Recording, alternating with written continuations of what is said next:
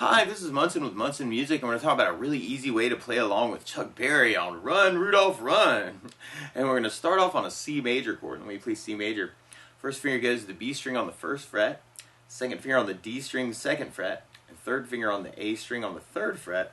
And if you strum the A string to the high A string, that sounds a C major chord, and it sounds really, really happy. Now through the song, because it's kind of a bluesy rock and roll cool tune, you may want to take the pinky and kind of put him on the G string on the third fret.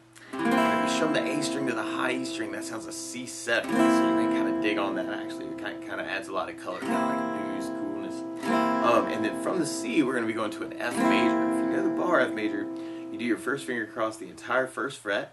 Second finger on the G string, second fret, third finger on the A string, third fret, and the pinky on the D string on the third fret.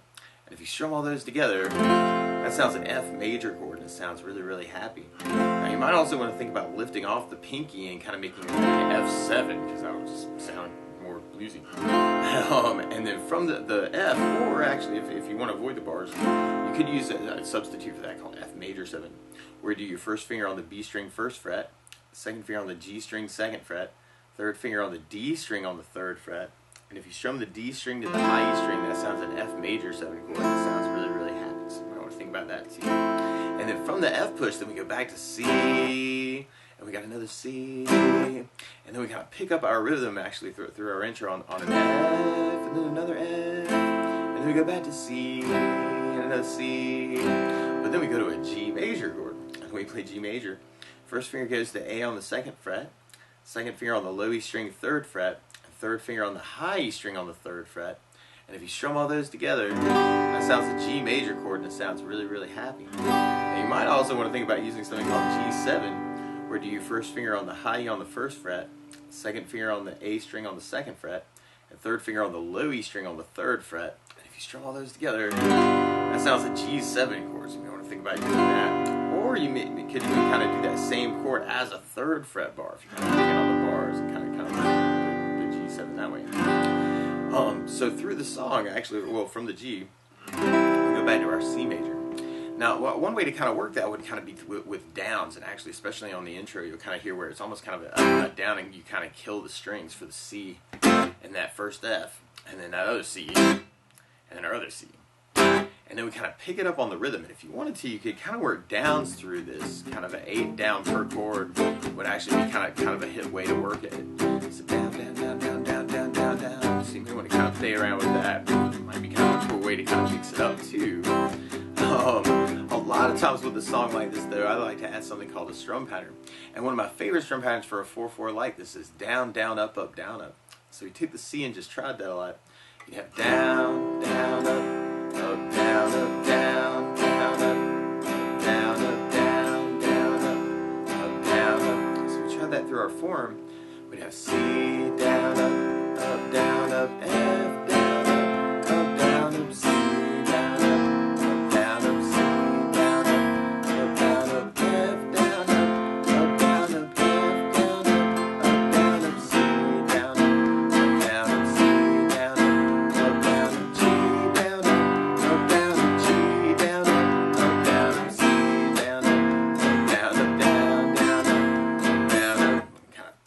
some muting there too, just to kind of make that a little bit hipper. Now something else you may want to think about adding to it too is bass notes. A lot of times on that first down, of the down, down, up, down, up, you can throw a bass for the chords. Bass, down, up, down, up. C would have the A for the bass. On the bar F, you'd have the low E for the bass. And on the F major 7, you'd have the D for the bass. And on the G, you'd have the low E for the bass. So we tried it through the form of basses. We'd have C with an A bass. C with an A bass, C with an A bass, C with an A bass, F with the bass, down, up, F with the bass, down, down, C with an A bass, C with an A bass, C with an A bass, C with an A bass, C with an A bass, C with an A bass. Now something else you may want to think about using is some power chords, and this can sound really, really heavy. But you could kind of take the first finger and go to the A string on the third fret, and then third finger on the D string on the fifth fret. And if you strum just the A and the D strings together, that sounds a C5 power chord. So that might be kind of a cool thing to use for the C chord. And instead of doing the whole F chord, you may want to think about using something called an F5, where you do first finger on the low E string on the first fret, third finger on the A string on the third fret. And if you strum the E and A string, that sounds an F5 power chord. And then for your G major, you can kind of take the first finger and slide the third fret on the low E, third finger on the A string on the fifth, and that sounds a G5 power chord. And what you're really doing is kind of playing what we call the root of the chord, which is a G note, and then the fifth of that chord, which in this particular case is a D note, because you've got G, A, B, C, D is a fifth. So you may want to kind of think about using those chords too, and that could be really cool with kind of just those 8 downs, kind of that C, F, C, C,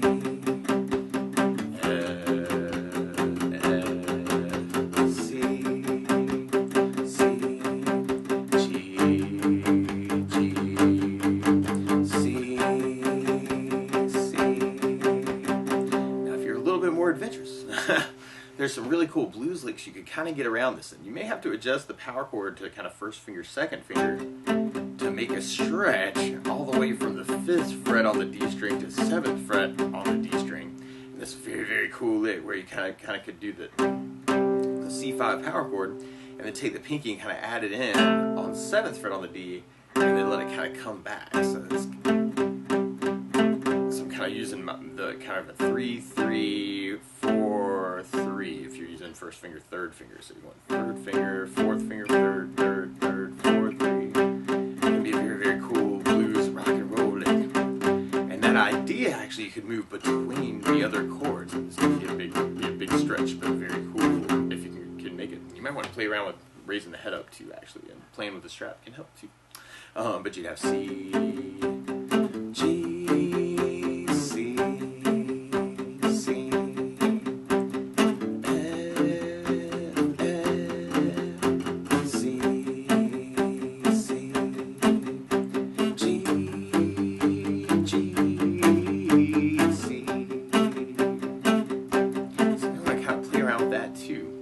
basically be repeating that form until we get to our solo part. And our solo is just a little variation of what you may want to kind of think about doing, actually, especially doing rhythm parts through this, is kind of trying to mix up those different ideas that we were talking about. So it might be kind of cool to go back and forth between those licks or the chord ideas. Now we can kind of work out how you want to kind of cover the song. So it might be kind of a cool thing to kind of mix it up a little bit. And the only real change on the solo is we do a G at the very end, which could be a cool variation through the song, actually. And then we're back into kind of our main verse part. Now there's a cool little solo lick though too, and if you wanted to kind of play around with some solo licks through the song, the intro lick actually really is pretty cool. You take 7th fret on the high E and the B string, and then we slide it to 8th fret, and we kind of do 8 or 4 of those after we get it. So 7, 8. So it's a little double stop lick, kind of playing 2 notes at the same time, and I'm doing that as a mini bar. And then from there we go to 10th fret on the G and the B string, and you might want to think about using the 3rd finger for that. And then we go to 8th fret as kind of a double stop on the G and the B. But then we kind of do a hammer on with the 2nd finger into 9th fret, and then we play 10th on the D string at the end of the lick. So we got 7, kind of that 7 slide to 8, and then 10 on the B and G, and then 8 on the B and G with that hammer on, and then 10 on the D. So you got 7, 8, 8, 10, 8, 9, 10, 10, 10. So we kind of do that lick twice, and then we kind of come back to a little piece of the lick, doing 10, 9, 8, 9, 10. Kind of taking that last little beat and repeating that twice. And then at the very end, we go to 8th fret on the high E 3 times, and then we go to 11th fret on the B and E. So it's kind of a little double stop lick there too. That 8, 8, 11s.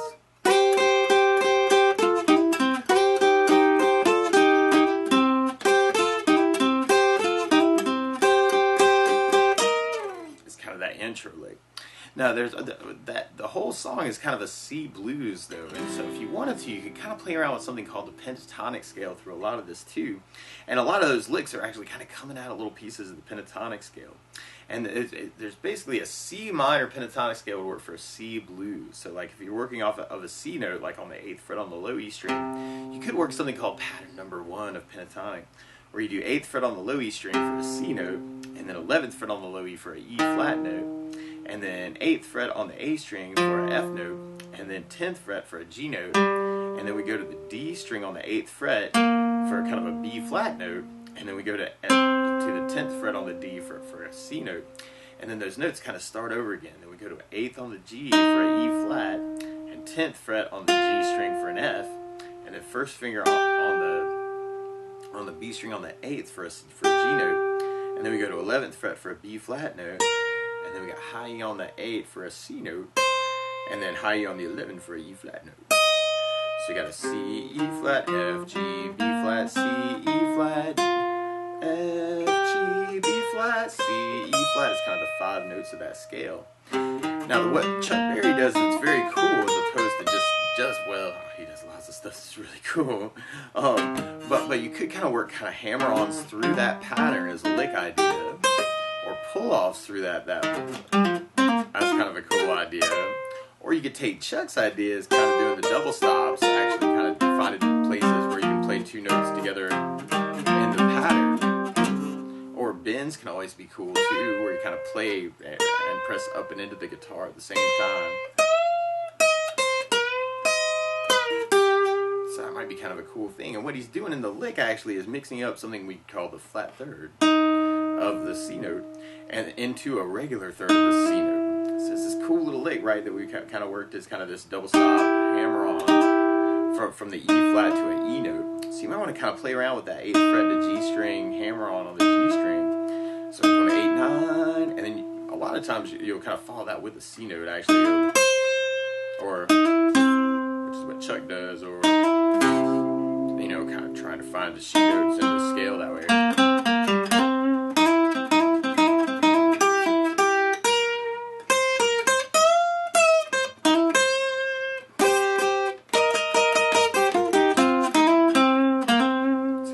Play around with that scale and kind of see what you can say with that. And then from that solo, then we'll be going back into kind of our verse form. So you want to kind of find a way that works for you and kind of run with that. Or you can kind of play around with kind of mixing it up. It can be kind of a cool thing too. Or if you know other licks around these chords, you completely throw those in. Or other places to play the chords.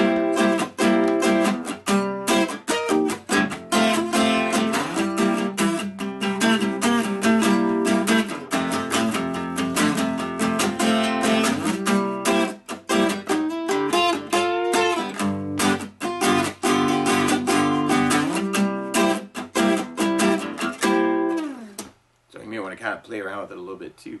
But that's the basics of how you get strummed through Run, Rudolph, Run by Chuck Berry. So good luck.